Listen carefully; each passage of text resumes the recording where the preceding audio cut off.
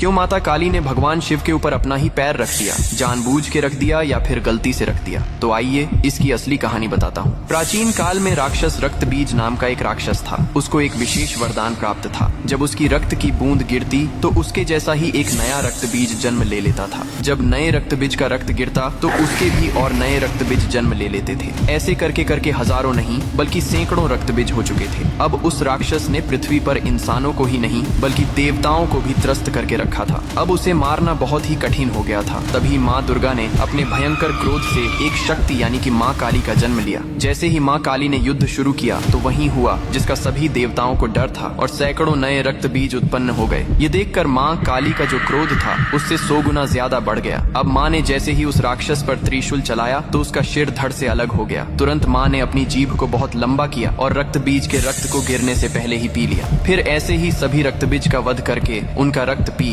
कर उनका क्रोध अब 100 गुना से 200 गुना बढ़ गया था। धरती कांपने लगी थी, समुद्र मथने लगे थे, देवता भयभीत होकर इधर उधर भागने लगे थे। तब देवताओं ने भगवान शिव से प्रार्थना की, हे महादेव, आप ही माता काली के संताप को शांत कर सकते हैं। शिव ने देवताओं की पुकार सुनी और माँ काली के सामने युद्ध भूमि में पहुंच गए। लेकिन माँ अपने तांडव में इतनी लीन थी कि उन्होंने शिव को भी नहीं देखा। तभी भगवान शिव ने स्वयं माता के चरणों में लेट गए। जैसे ही माँ काली का पैर अनजाने में शिव के सीने पर पड़ा, तुरंत उनका क्रोध शांत हो गया। उन्होंने नीचे देखा तो अपने प्रिय पति शिव थे। यह देखकर उनकी जीभ शर्मिंदगी से बाहर निकल आई। इसके बाद शिव ने मुस्कुराते हुए कहा, हे माँ, तुम्हारा यह रूप सृष्टि के संतुलन के लिए था, लेकिन यह रूप अब धरती पर बहुत धाम से पूजा जाएगा। यही कारण है कि तस्वीर में और मूर्तियों में माँ काली को शिवजी पर खड़े हुए दिखाया जाता है, जो बहुत ही शुभ माना जाता है।